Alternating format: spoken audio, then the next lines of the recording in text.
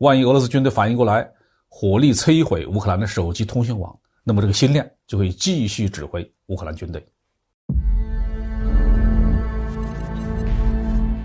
各位网友大家好，欢迎来到包面说。这一期我们说一说美国公开承认与乌克兰的情报合作，为台海战争给出了重要的警示。2022年3月18号，负责美军网络司令部和国家安全局的美国陆军上将保罗·钟曾根在众议院军事情报小组委员会听证的时候表示，在我服役的35年里，从未见过比乌克兰更准确、更及时和可操作性更强的情报共享。果然不出所料，美国对乌克兰给予了最直接的情报支援。美国与乌克兰之间存在情报合作，这几乎是尽人皆知的秘密了。如果没有美国人的情报支持，甚至是直接指挥乌克兰的军队，绝不可能对俄罗斯军队进行任何有效的抵抗。美国情报部门的掌门人把这件事情堂而皇之地说出来，并且洋洋得意地说是35年以来最成功的情报合作，也实在是让人感觉太嚣张了一些吧。从2022年向前推35年，是1987年，那个时候已经到了冷战的末期，苏联作为一个国家正在走向穷途末路。美国情报机构已经大范围的渗透到了苏联的党政军体系当中，随时准备给这个庞然大物最后的一击。那么今天美国与乌克兰之间的情报合作又是什么方式进行的呢？情报合作可以简单的分成技术情报和人力情报两个方面。在技术情报领域里面呢，美国已经沿着乌克兰北俄罗斯的边境部署了大量的电子监听的飞机监听站，在太空里还有电子侦察卫星，这些卫星的代号当然是不能公开的。用这些技术兵器所获取的情报是非常丰富的。从过去4个星期俄军的作战行动当中，可以发现一个非常严重的问题，那就是电子通信设备非常落后。基层部队甚至在使用从中国进口的民用对讲机，这就让俄军的通信保密工作存在漏洞，因为民用电台是不具备任何保密功能的，哪怕是采取了一些简单的加密干扰技术措施，在军用级别的监听截获和破译手段面前，那和裸奔是没什么区别的。美国人监听到的俄罗斯军队通话当然都是俄语，这个时候就轮到乌克兰的人力情报上场了。美国方面虽然有一些懂俄语的分析师，但是战场上的情报数量巨大，如果不是把俄语当成母语的人，很难迅速的提起有价值的情报的。乌克兰语和俄语之间呢有一定的差异，但是区别并不大。在最近几天的战斗当中人们发现俄罗斯军人向乌克兰军队喊话的时候用的就是纯正的俄语，这说明乌克兰人听得懂俄语没有任何困难。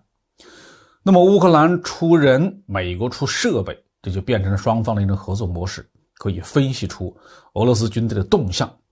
重要高级指挥员的具体的位置提供给乌克兰的军队。有相当多的人怀疑俄罗斯军队几位的高级指挥员以及卢甘斯克和顿涅茨克民兵的高级指挥员之所以遭到乌克兰军队的准确的击杀，可能和俄军的情报信息泄露有直接的关系。乌克兰军队小股武装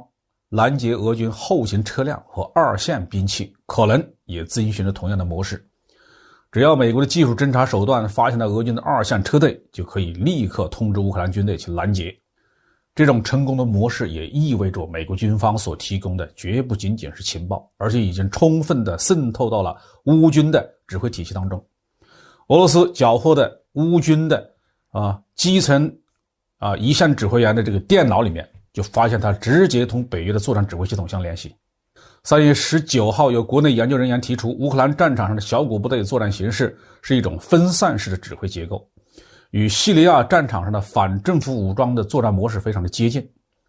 这些小股武装平时分散隐蔽在居民区里面，用社交媒体的方式编成群组，一旦任务下达，他们就会像武工队一样跳出来受领任务，领取弹药，然后根据情报指示前往预定地点实施作战任务。这样一种基于信息网络的分散式作战指挥模式，绝不是乌克兰军方自己能够搭建起来的。那么俄罗斯方面难道就没有什么办法来反制美乌之间的情报和指挥协同行动吗？答案可能令人失望。以俄罗斯的情报电子作战能力看呢，真的没有办法阻止美国人去这么做。俄罗斯军队的电子对抗兵器本身就比较落后，因为经费投入不足啊，装备的更新改造也无从谈起。